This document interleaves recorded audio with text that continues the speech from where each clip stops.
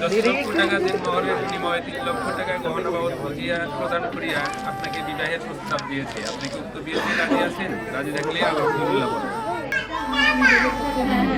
আপনি কি ওনাকে স্ত্রী হিসেবে গ্রহণ করতে রাজি আছেন? রাজি থাকলে আলহামদুলিল্লাহ বলেন। আলহামদুলিল্লাহ। ভাইয়া আর কি বলছেন? আমার সবচেয়ে প্রিয় সহধর্মিণীকে দেখছি। সবচেয়ে প্রিয় মানে অনেকগুলো আছে না? আমি আমার সোলমেটকে দেখতে পাচ্ছি। রোশনি তুমি কি দেখতে পাও? কুমিল্লার রসমালাই।